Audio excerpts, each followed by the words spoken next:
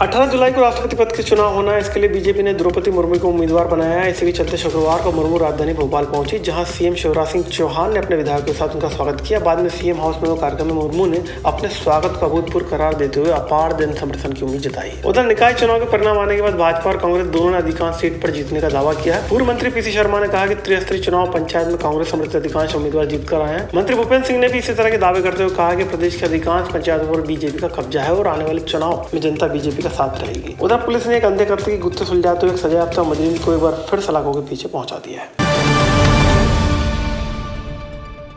राष्ट्रपति पद की उम्मीदवार द्रौपदी मुर्मू शुक्रवार को अपने लिए समर्थन मांगने मध्य प्रदेश की राजधानी भोपाल पहुंची। इस बीच अपने स्वागत से अभिभूत मुर्मू ने कहा कि हृदय प्रदेश में उनका जो स्वागत सत्कार हुआ है वो कभी भूल नहीं पाएंगे। उन्होंने कहा कि उन्हें पूरी उम्मीद है कि यहाँ से उन्हें अपार समर्थन मिलेगा। इसके बावजूद वे यहाँ आने से अपने आप को रोक नहीं पाए। इस दौरान सीएम शिवराज सिंह चौहान ने कहा कि विपक्ष में पहली बार हलचल है कि द्रौपदी मुर्मू को समर्थन क्यों नहीं दिया जा रहा है। इससे पहले मुर्मू का स्टेट हैंगर पर बीजेपी नेताओं ने स्वागत किया। बाद में जनजातीय बंधुओं के साथ सीएम हाउस में हुए कार्यक्रम के दौरान उन्होंने बीजेपी विधायकों से मुलाकात कर रात्रि भोजन किया। राज्यपाल नहीं रहने के बाद शहर में रुकने का कोई काम ही नहीं, कोई घर नहीं, कोई मकान नहीं, वापस अपने गांव। और आपने वो भी अखबार में पढ़ा होगा कि राष्ट्रपति पद की उम्मीदवार उन्हें तो कभी ना तो सोचा, ना किसी को कहने का सवाल ही नहीं है। सम्मानीय प्रधानमंत्री जी ने उनको सूचना दी, लेकिन दूसरे दिन उसी सहज भाव से गांव का जो मंदिर था, राष्ट्रपति का उम्मीदवार घोषित होने के बाद और दुनिया जानती है कि राष्ट्रपति होने वाली है, दीदी मंदिर में झाड़ू लगा रही थी। आदरणीय मुख्यमंत्री शिवराज सिंह चौहान चार बार मुख्यमंत्री बने। ये राज्य हमारा है, इसलिए ये राज्य के सहयोग समर्थन मुझे मिलेगा। लेकिन फिर भी मैंने चाहा कि मुझे जाना ही है। यशवंत सिन्हा कमलनाथ के बाद पूर्व मंत्री पीसी शर्मा का बयान सामने आया। उन्होंने भाजपा पर निशाना साधते हुए कहा कि निकाय चुनाव में भाजपा ने खुलेआम आचार संहिता का उल्लंघन किया है, सरकारी तंत्र का दुरुपयोग किया है, फिर भी भाजपा हार रही है। पंचायत चुनाव में अधिकांश स्थानों पर कांग्रेस समर्थित प्रत्याशियों की जीत हुई है, भाजपा झूठ फैला रही है। विधायक शर्मा ने कहा कि राष्ट्रपति चुनाव में भाजपा कांग्रेस विधायकों की खरीद फरोख्त की कोशिश कर रही थी, जो कामयाब नहीं हो पाई है। जो कि आज तक मैं समझता हूं दुनिया के अंदर ऐसा नहीं हुआ कि जो प्रत्याशी है वो नामांकन नहीं दे रहा। और अब इनको डर है कि चुनाव हार सकते हैं, इसलिए बता रहे हैं कि ये प्रधानमंत्री कैंडिडेट है। दूसरा, खरीद फरोख्त मध्य प्रदेश में विधायकों की हो रही है। कल मीडिया में उमंग सिंगार जी ने बताया कि 50 लाख रुपए का उनको ऑफर आया, त्यागी लाल जी को आया ऑफर।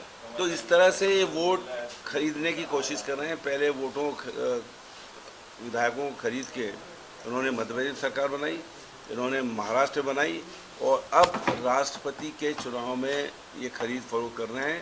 जबकि मेरा मानना है कि भारतीय जनता पार्टी के बहुत से विधायक जो विपक्ष के कैंडिडेट हैं और सभी जगह कांग्रेस की विजय होगी, जिससे बीजेपी पूरी तरह से हतोत्साहित है। कांग्रेस के बाद बीजेपी ने भी निकाय और पंचायत चुनाव में अधिकांश सीट पर जीत का दावा किया है। नगरीय प्रशासन मंत्री भूपेंद्र सिंह ने कहा कि त्रिस्तरीय पंचायत चुनाव में भाजपा को बढ़त मिली है। अब 17 और 20 जुलाई को जो परिणाम आने उनमें भी भाजपा ही आगे हो। मंत्री ने कहा कि जनता समझदार है और जहां जिस दल की सरकार होती है, निकाय चुनाव में जनता उसी के साथ होती है। चाहे पंचायतों में हो, चाहे नगरीय निकायों में हो, सभी जगह भारतीय जनता पार्टी को अच्छी सफलता का अनुमान है।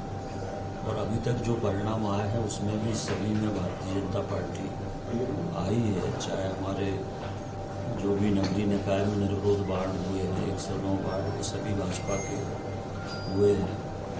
और 17 और 20 को जो परिणाम आएंगे उसमें भी सभी जगह भाजपा का बहुमत आएगा, ऐसी संभावना है।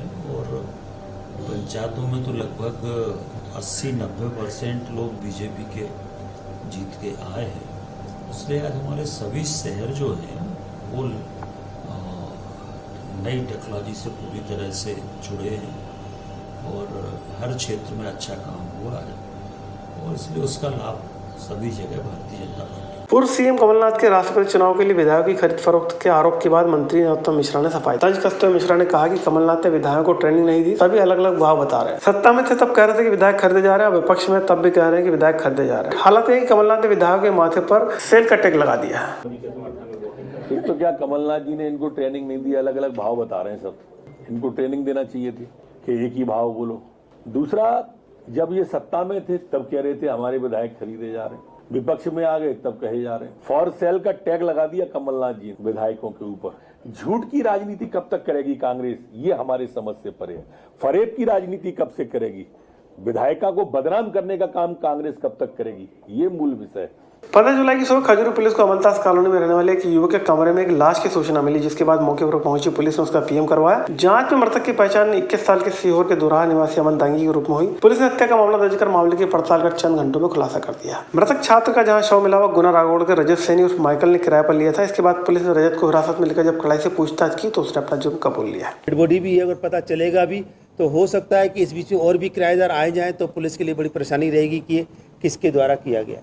बहरहाल निरंजन मीणा उसकी बातों में नहीं फंसा तो उसका ये प्लान थोड़ा फेल होने लगा।